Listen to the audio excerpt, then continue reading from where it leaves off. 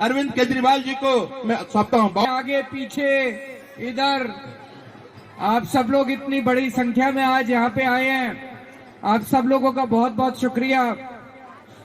मैं एक बहुत छोटा सा मामूली सा आदमी था। आज से 10-12 साल पहले कोई नहीं जानता था इस देश में कौन केजरीवाल है। पता नहीं आप लोगों ने मेरे में क्या देखा कि इतनी बड़ी जिम्मेदारी दे दी पूरी दिल्ली संभालने की।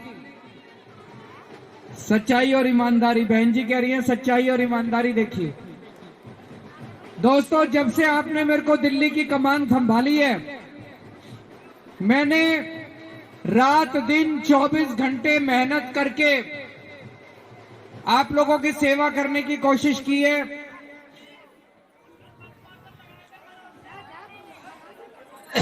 करवाएंगे, अभी मैं उस पर भी बोलूंगा। मैं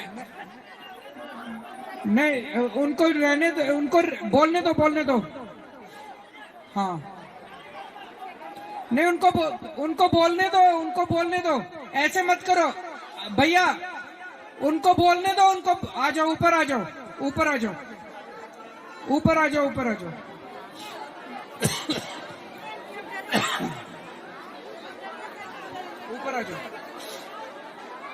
माइक ले लो, माइक। ऊपर आ जाओ।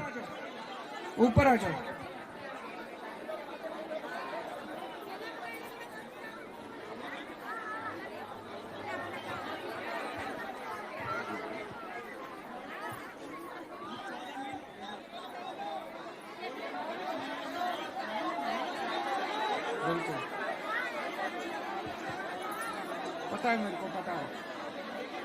मैं इस पे बात कर, अभी मैं अनाउंस करूंगा।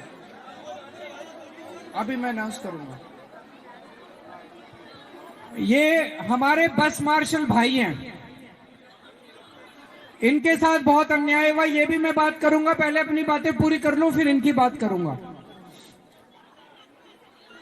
यहां पे जितने लोग मौजूद हैं, आप लोगों से पूछना चाहता हूं, आप में से किस किस का एक बार भी आया हो, चाहे जीरो बिजली का बिल आया, चाहे एक बार आया हो?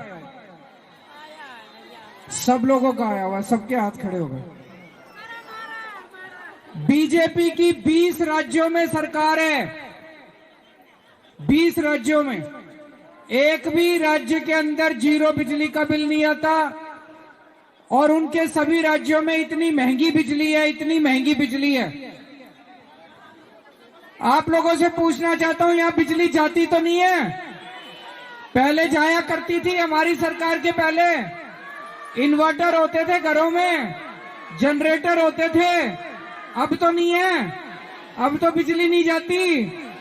बीजेपी के 20 राज्यों में सरकार है, उनमें एक भी, पूरे देश में एक भी राज्य ऐसा नहीं है जहां पे 24 घंटे बिजली हो। आप लोगों की दिल्ली में बिजली 24 घंटे कर दी, बहुत मेहनत करनी पड़ी। हम लोगों ने 10 साल में जितनी मेहनत करके दिल्ली को सुधारा है, ये मेहनत खराब नहीं होनी चाहिए। जब हमने सरकार संभाली थी, सरकारी स्कूलों का कितना बुरा हाल था कि नहीं था? अब अच्छे हो गए कि नहीं हो गए सरकारी स्कूल? मानते हो सारे जने? किस किस के बच्चे पढ़ते हैं सरकारी स्कूल में? भाई साहब, ये 20 राज्यों में बीजेपी की दूसरी जगह कहा जाना। उत्तर प्रदेश से कौन कौन है, हाथ खड़े करो। बिहार से कौन कौन है, हाथ खड़े करो। उत्तर प्रदेश में, बिहार में फोन करके पूछ लेना अपने रिश्तेदारों को, उनसे पूछ लेना कितने कितने घंटे लाइट जाती है। क्लिनिक, बहुत सारी सुविधाएं करी हैं दिल्ली के अंदर। मैं ये नहीं कह रहा सारे काम हो गए, अभी बहुत सारे काम करने बाकी हैं। बहुत सारी गलियां बना दी, जो बच गई वो भी गलियां बनानी है। हमारे आने के पहले तो कच्ची कॉलोनियों में गलियां बनती नहीं थी, कीचड़ होता था, सारी गलियां कच्ची पड़ी थी कि नहीं थी? आने के बाद हमने सारी गलियां बनाई हैं, जो बच गई वो भी बनानी है। जहां जहां सीवर का काम नहीं हुआ, मेरे को पता है, वो सीवर का काम भी कराना है। जहां गंदगी है, गंदगी भी, मेरे को इन्होंने जेल भेज दिया। पीछे से इन्होंने पूरी दिल्ली में गंदगी मचा दी। अब मैं आया हूं, सफाई करा रहा हूं पूरी दिल्ली की। सारी सफाई भी कराएंगे, सीवर का काम भी कराएंगे, पानी का काम भी कराएंगे। ये मेरे जो बस मार्शल भाई हैं, अभी जो आया था, बस मार्शल भाई बहन खड़े हैं, मैं ही लड़ रहा हूं तुम्हारे लिए और कोई नहीं लड़ेगा। आपकी जानकारी के लिए बता दूं, मैं गुजरात गया था। गुजरात में इन्होंने पुलिस वाले भी कच्चे भर्ती कर रखे हैं। ये जो पुलिस वाले खड़े हैं, आपकी नौकरी तो पक्की है ना भाई साहब? वहां पे गुजरात में इन्होंने पुलिस वाले भी कच्चे भर्ती, ये कोई पक्के नहीं करते बीजेपी वाले। केजरीवाल ही लड़ेगा तुम्हारे लिए भी, तो आप बिल्कुल चिंता मत करना, आप बिल्कुल चिंता मत करना, मैं आपके साथ हूं।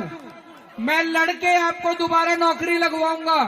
इन्होंने जो निकाला है, मेरे पे भरोसा रखना।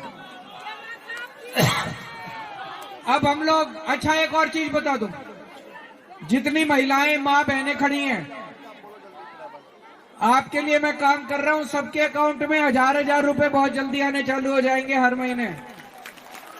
बहुत जल्दी रजिस्ट्रेशन चालू कर रहे हैं हम लोग। रजिस्ट्रेशन चालू करके सब मां बहनों का रजिस्ट्रेशन करेंगे। उसमें एक शर्त है, वोट बना हुआ होना चाहिए। जिसका वोट नहीं बना हुआ, अपना वोट बनवा लेना जल्दी से। ये संजीव झा आपकी मदद करेंगे वोट बनाने में, इनकी पूरी टीम मदद करेगी। अभी ये पद यात्रा पे चलेंगे, मैं आगे आगे चलूंगा, आप मेरे पीछे पीछे चलना।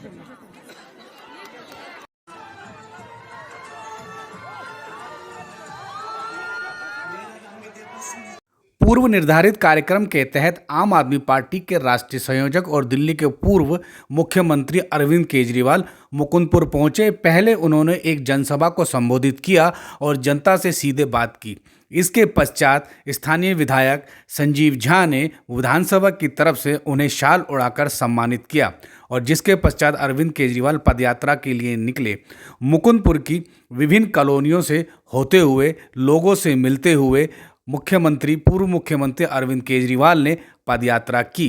इस दौरान अनेकों लोगों ने उनका स्वागत किया। विभिन्न सामाजिक संस्थाओं, स्थानीय निवासियों और रेजिडेंट वेलफेयर एसोसिएशन के लोगों ने उन्हें फूल मालाएं पहनाई।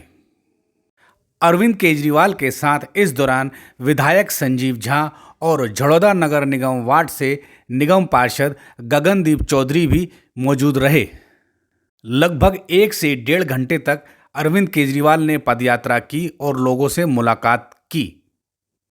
नांगलोई इलाके में भारतीय जनता पार्टी के कार्यकर्ताओं ने अरविंद केजरीवाल का घेराव किया था, इसलिए उस घटना को देखते हुए आज अरविंद केजरीवाल की सुरक्षा काफ़ी सख्त थी। अरविंद केजरीवाल कई पुलिसकर्मियों के घेरे में चल रहे थे, लेकिन इसके बावजूद उन्होंने लोगों से मुलाकात की, हाथ मिलाया और लोगों का अभिवादन स्वीकार किया। वहीं दूसरी ओर प्रतिद्वंदी राजनीतिक पार्टियां यह भी कह रही है कि संजीव झा उन्हें मुकुंदपुर में लेकर तो आए, लेकिन मुकुंदपुर की दयनीय स्थिति से अवगत नहीं करवाया।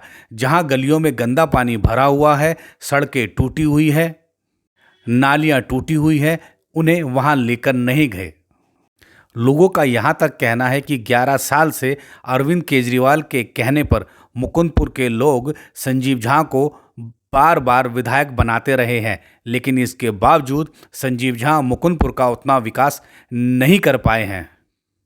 यही वजह है कि मुकुंदपुर की बेहद ही दयनीय स्थिति हो गई है। गत दिनों राज्यसभा सांसद स्वाति मालीवाल भी मुकुंदपुर दौरा करने पहुंची थी और मुकुंदपुर की दयनीय हालत उन्होंने देखी थी और उन्होंने आम आदमी पार्टी सहित दिल्ली के मुख्यमंत्री आतिशी और अरविंद केजरीवाल पर सवाल भी दागे थे। अरविंद केजरीवाल की पदयात्रा से पहले दिल्ली के पूर्व उप मुख्यमंत्री मनीष सिसोदिया भी बुराड़ी विधानसभा क्षेत्र में पदयात्रा करके गए हैं।